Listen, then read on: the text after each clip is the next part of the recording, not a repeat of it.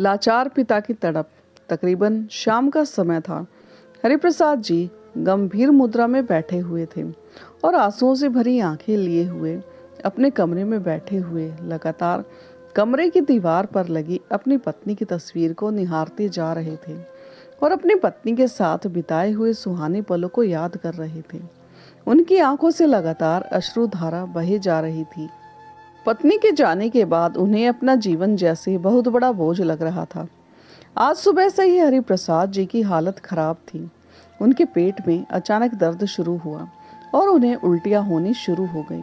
शायद बासी खाना खाने के कारण उन्हें एसिडिटी हो गई थी।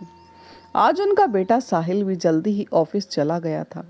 हरिप्रसाद जी ने कराहते हुए अपनी बहू सुरभि को आवाज लगाई, बहू जरा साहिल को फोन लगाकर तो बुला लो, मेरी हालत कुछ ज्यादा ही खराब लग रही है।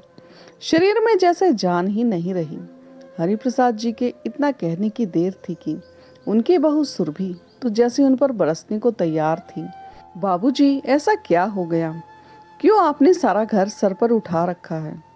कमरे में आते ही कहने लगी, बाबूजी, आपको तो और कुछ काम धंधा है नहीं सिवाय मेरे पति के खर्चों को बढ़ाने के। ऑफिस गए हैं वो और आपके लिए ऑफिस छोड़कर तो नहीं आ सकते ना।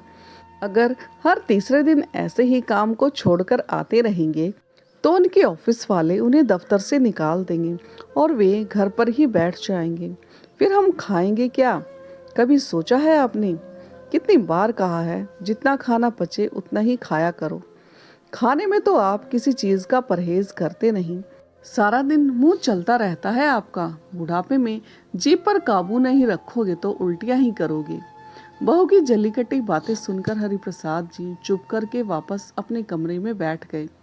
बैठे बैठे उन्हें याद आया कि जब भी उनका पेट खराब होता था या कभी उल्टियां होती थी तो उनकी पत्नी निर्मला जी उन्हें पानी में नींबू और काला नमक का शरबत बनाकर दिया करती थी, जिसे पीकर उन्हें राहत मिल जाती थी। शरबत बनाने के लिए हरिप्रसाद जी ने अपनी पोती रिया को आवाज दी और थोड़ा सा नींबू पानी बनाने के लिए कहा। रिया ने दादाजी के लिए नींबू पानी बनाया और दादाजी को दिया। नींबू पानी पीकर जैसे ही गिलास रखने लगे तो कमजोरी होने के कारण कांपते हाथों से पानी का गिलास नीचे गिरा और टूट गया। जैसे ही सुरभि ने गिलास टूटने की आवाज सुनी, वह दौड़ी दौड़ी रसोई घर में आई। अब तो बाबूजी की खैर ही नहीं थी। सुरभि ने आते ही बाबूजी पर तानों की बौछार कर दी। जानते हैं कितना महंगा गिलास था, आप तो कमाते हैं नहीं, वगैरह वगैरह। उसका एक एक शब्द बाबूजी के दिल में तीर की तरह चुभ रहा था। अब दोपहर की 2 बजने को आए थे और उल्टियों की वजह से बाबूजी का पेट बिल्कुल खाली हो चुका था और उन्हें बहुत जोरों से भूख लग रही थी। लेकिन बहू से कुछ कहने की उनकी हिम्मत नहीं हो रही थी, तो खुद ही उठे और रसोई में खाना डालने लगे। खाना लेकर अपने कमरे की तरफ बढ़े ही थे कि सुरभि ने रास्ते में ही उन्हें टोका और बोली, यह क्या बाबूजी, अभी तो आपको उल्टियां हो रही थी और इतनी जल्दी आपको भूख भी लग गई। आपको क्या दिख नहीं रहा कि आपकी उल्टियों की वजह से कितनी गंदगी फैल गई है? जाइए और पहले वह गंदगी साफ कीजिए। कहते हुए सुरभि ने बाबूजी के हाथों से खाने की प्लेट छीन ली। भूख प्यास से तड़पते हुए हरिप्रसाद जी केवल बहू की तरफ देखते ही रह गए।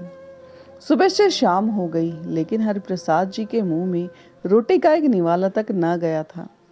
शाम को जब उनका बेटा साहिल घर पर आया तो उसने पूछा, बाबूजी, क्या बात है, आपकी तबीयत ठीक नहीं लग रही? हरिप्रसाद जी ने उन्हें अपना हाल कह सुनाया तो साहिल बोला, तो आप मुझे बताते ना, मैं आपको डॉक्टर के पास ले चलता। बेटा, वह बहू कह रही थी कि जैसे ही हरिप्रसाद जी कुछ बोलने को हुए तभी उनकी बहू सुरभि उनके तरफ देखकर कड़वी निगाहों से घूरने लगी।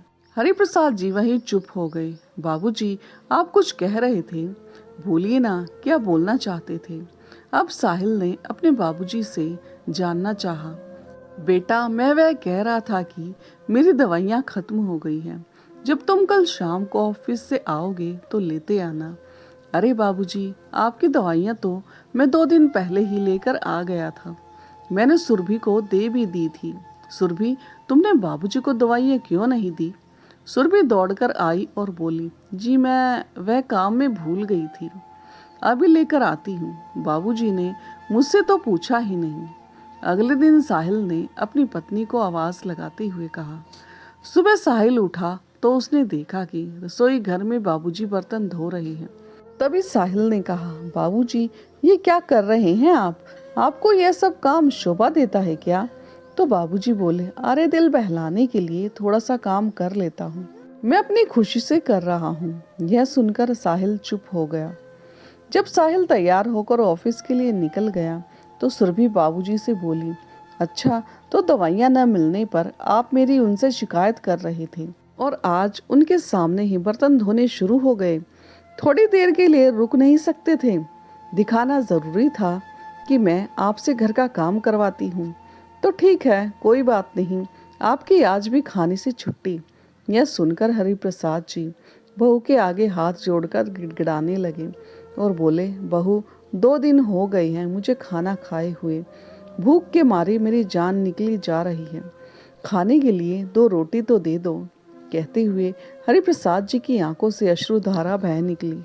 सुरभि ने थोड़ी सी दया खाते हुए हरिप्रसाद जी को रात की बासी रोटी दे दी और साथ में उनके आगे चाय रखते हुए बोली, यह लो, आज तो आपको रोटी और चाय दे रही हूँ, लेकिन आगे से आपने किसी से कोई भी शिकायत करने की कोशिश की तो अपना अंजाम सोच लीजिएगा।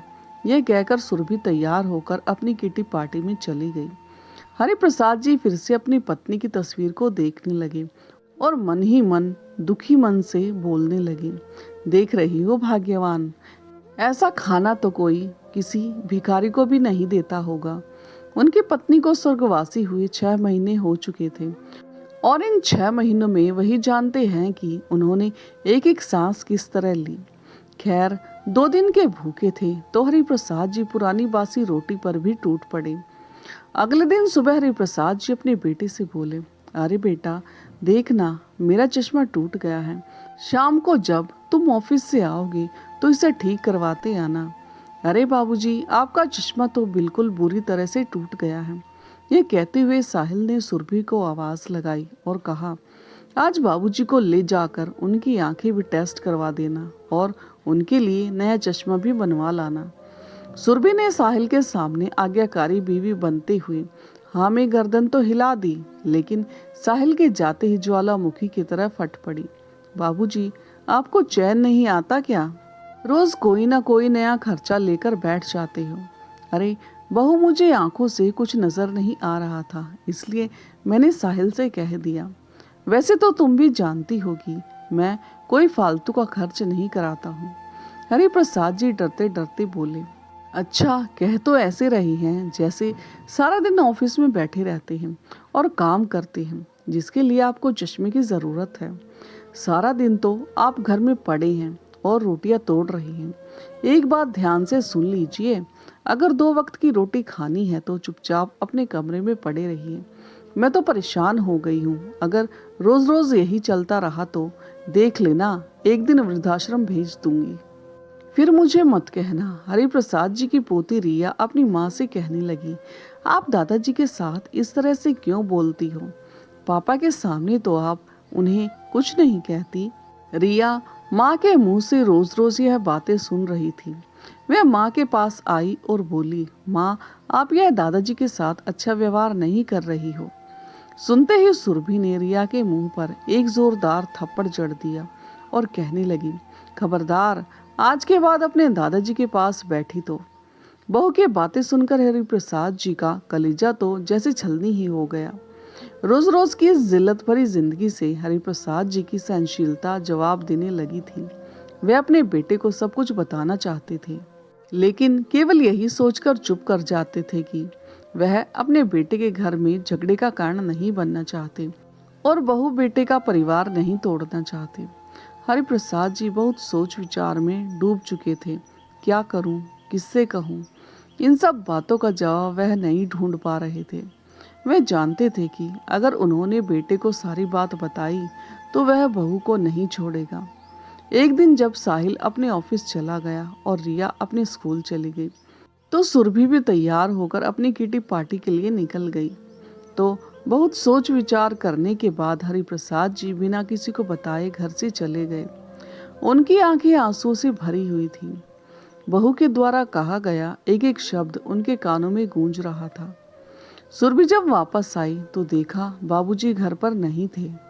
उसने सारे कमरे छान लिए, सब जगह देख लिया, लेकिन बाबूजी कहीं नहीं मिले। अरे आखिरकार बिना बताए कहाँ चले गए बाबूजी? आज आने दो उन्हें घर पर। आज उनकी खैर नहीं। ज्यादा मनमानी करने लगे हैं। सबक तो सिखाना ही पड़ेगा। लेकिन देखते देखते शाम हो गई। रिया भी घर आ गई थी और साहिल के आने का भी समय हो रहा था, लेकिन हरिप्रसाद जी का कोई अता पता नहीं था। और उधर सुरभि डर के मारे कांपने लगी थी, क्योंकि साहिल तो आते ही बाबूजी से मिलने उनके कमरे में जाते थे। साहिल के सवालों का क्या जवाब दूंगी? कहाँ चले गए? क्यों चले गए? क्या बात हुई थी?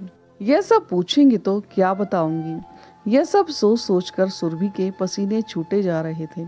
आखिरकार बाबूजी की जिम्मेदारी तो साहिल ने उन्हें ही दे रखी थी। साहिल सुरभि पर पूरा विश्वास करता था और सुरभि भी साहिल के सामने बाबूजी का ख्याल रखने का ढोंग करती थी। लेकिन उसे सुरभि की असलियत का पता नहीं था। पर आज पोल खुलने वाली थी। कुछ देर बाद जब साहिल ऑफिस से आया तो वह बाबूजी के कमरे में गया और बाबूजी के न मिलने पर सुरभि से उनके बारे में पूछा। सुरभि कांपते हुए बोली, वो आज बाबूजी पता नहीं सुबह से कहाँ चले गए। क्या मतलब है तुम्हारा? क्या तुम घर पर नहीं थी? जी मैं वो किटी पार्टी में गई थी। साहिल का चेहरा गुस्से से लाल हो गया। तुम और तुम्हारी किटी पार्टी? अगर मेरे बाबूजी को कुछ हो गया तो मैं तुम्हें छोड़ूंगा नहीं। तुमसे तो मैं बाद में निपट लूंगा। कहते हुए साहिल सोचने लगा, शायद बाबूजी मुझसे कुछ कहना चाहते थे, पर कहते कहते बीच में ही रुक जाते थे। शायद सुरभि के डर के कारण ही बाबूजी कुछ बोल नहीं पाते थे। कितना अनजान और कितना लापरवाह था मैं, जो मैंने सुरभि पर आंख बंद करके विश्वास किया और अपने बाबूजी की भावनाओं को समझ न सका। कहते हुए साहिल बाबूजी की खोजबीन में दौड़ने लगा। अचानक उसे ख्याल आया कि बाबूजी अपने गांव जाने के लिए निकले होंगे और हो न हो वह रेलवे स्टेशन पर ही मिलेंगे। साहिल दौड़ते दौड़ते रेलवे स्टेशन तक पहुंचा, लेकिन वहां जाकर भी उसे बाबूजी कहीं नहीं दिखे। वह थक हार कर प्लेटफॉर्म पर बैठ गया और सामने ही देखा कि बाबूजी भी प्लेटफॉर्म पर ही बैठे हुए हैं और लगातार आंसू बहाए जा रहे हैं। उन्हें रोता देखकर साहिल को अपने दिल पर 100 छुरियां चलने बराबर महसूस हुआ। जो बाबूजी कभी आत्मविश्वास के साथ रहा करते थे, वह आज मेरे कारण इस अवस्था में पहुंच गए हैं। साहिल भागकर अपने बाबूजी के पास पहुंचा। बाबूजी को देखकर उनके गले लग पड़ा और फूट फूट कर रोने लगा। बेटे को देखकर हरिप्रसाद जी भी अपने आप को संभाल ना पाए और अपने दिल का गुबार बेटे के आगे उन्होंने खाली कर दिया। बाबूजी, मैं सब जान गया हूँ कि सुरभि ने आपके साथ कैसा व्यवहार किया था, आप पर कितना अत्याचार किया, लेकिन आप आज तक चुप क्यों थे, यह मैं भी जान गया हूँ। आज तक जो हुआ सो हुआ, आज के बाद ऐसा नहीं होगा। सुरभि ने आपको जो घाव दिए हैं, उस एक एक घाव का हिसाब तो उसे देना ही पड़ेगा। अब आप मेरे साथ घर चलिए। साहिल अपने बाबूजी का हाथ पकड़कर घर की तरफ ले जाने लगा तो हरिप्रसाद जी ने घर जाने से मना कर दिया। नहीं बेटा, मैं तुम्हारी और बहू के बीच झगड़े का कारण नहीं बनना चाहता।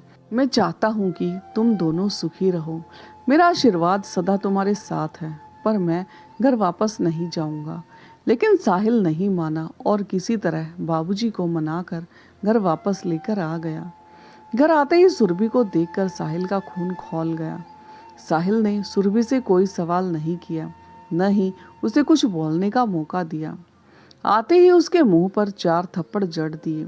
आज यह नज़ारा उनके पड़ोसी भी देख रहे थे, पर किसी ने आकर साहिल को नहीं रोका। आज साहिल का गुस्सा देखकर सुरभि के होश उड़ गए। उसका चेहरा गुस्से में लाल हो गया और आज वह सुरभि को नहीं छोड़ने वाला था। यह साफ साफ उसके चेहरे से नजर आ रहा था। गुस्से में तिलमिलाते हुए कहने लगा, जलील औरत, मैंने तुम पर विश्वास किया था, अपने बाबूजी को तेरे हवाले छोड़ा था और तूने मेरे विश्वास का गलत फायदा उठाया। मैं तो यही सोच रहा था कि मेरे बाबूजी घर पर रहकर बहुत खुश हैं, लेकिन नहीं, तूने तो उनका जीना बदतर कर दिया और मेरे सामने उनका ख्याल रखने का ढोंग करती थी। जितना दुख तुमने मेरे बाबूजी को दिया है, उसे तो मैं ब्याज समेत तुझे वापस दूंगा। तुम अभी इसी वक्त मेरे घर से बाहर निकल जाओ। साहिल ने सुरभि के मायके में फोन लगाया और उसकी माँ को बोला कि आज से मैं आपकी बेटी के साथ सारे रिश्ते तोड़ता हूँ। आइए और अपनी बेटी को ले जाइए, मुझे इसकी कोई आवश्यकता नहीं है। और हाँ, मेरी बेटी रिया मेरे साथ रहेगी। तलाक का नोटिस मैं आपके घर पहुंचा दूंगा। साहिल ने जो किया वह देखकर सुरभि हक्की बक्की रह गई। हरिप्रसाद जी बोले, बेटा गुस्सा शांत करो और मेरी बात ध्यान से सुनो। तुम्हें मेरी वजह से अपनी पत्नी के साथ रिश्ता नहीं तोड़ना चाहिए। अब तुम पति पत्नी ही नहीं, माँ बाप भी हो। सोचो तुम्हारी बेटी पर क्या गुजरेगी। मेरा क्या है, मैं तो कहीं भी रह लूंगा। नहीं बाबूजी, यह घर मुझसे पहले आपका है। इस घर के मालिक आप हो और यह घर आपसे कोई नहीं छीन सकता। अगर कोई घर छोड़कर जाएगा तो वो है सुरभि। साहिल ने सुरभि के कपड़े बैग में पैक किए और उसे बाहर का रास्ता दिखाते हुए कहने लगा, अब तुम जा सकती हो। तभी सुरभि गिड़गिड़ाते हुए साहिल से कहने लगी, मैं अपने किए पर बहुत शर्मिंदा हूँ। देखो सुरभि, मुझे अपने पिता की जरूरत है पर तुम्हें अपने ससुर जी की नहीं। और कहने लगा, मुझे ऐसी पत्नी की जरूरत नहीं है। सुरभि जोर जोर से रोते हुए बाबूजी के पैरों में गिर पड़ी और माफी मांगने लगी। प्लीज बाबूजी, मैं अपने किए पर बहुत शर्मिंदा हूँ। मैंने आपके साथ बहुत बुरा व्यवहार किया। यह भी नहीं सोचा कि माँ के जाने के बाद आप कितना अकेला महसूस करते होंगे। आज सुरभि उन्हीं बाबूजी से अपने किए कर्मों की माफी मांग रही थी, जिनके साथ कभी वह नौकरों की तरह व्यवहार किया करती थी। हरिप्रसाद जी बहू से बोले, बहू, साहिल मेरा इकलौता बेटा है और मैं उसके जीवन में कभी दुख नहीं देखना चाहता था। जो हो गया सो हो गया। मैं अपने बेटे का घर टूटते हुए नहीं देखना चाहता, इसलिए मैंने तुम्हें माफ कर दिया है। देख बेशरम, मेरे बाबूजी का दिल कितना बड़ा है। तूने इन पर कितने जुल्म उठाए, फिर भी इन्होंने तुझे माफ कर दिया। उस दिन से बहू के व्यवहार में जमीन आसमान का परिवर्तन आ गया। अगले दिन सुरभि बाबूजी के कमरे में आई और बोली, बाबूजी आपकी चाय। चाय टेबल पर रखकर सुरभि चली जाती है। हरिप्रसाद जी की पत्नी की मृत्यु के बाद आज पहली बार ऐसा हुआ था कि वह सुकून की सांस ले पा रहे थे और यही दुआ कर रहे थे कि भगवान हर माता पिता को साहिल जैसी औलाद दे। तो दोस्तों, आपको ये भावुक और प्रेरणादायक कहानी कैसी लगी और कहानी का कौन सा हिस्सा आपके दिल को छू गया, कमेंट करके ज़रूर बताएं। और हाँ, यदि चैनल पर नए हो तो चैनल को लाइक, सब्सक्राइब और शेयर करना ना भूलें। तो मिलते हैं एक नई कहानी के साथ, तब तक के लिए धन्यवाद।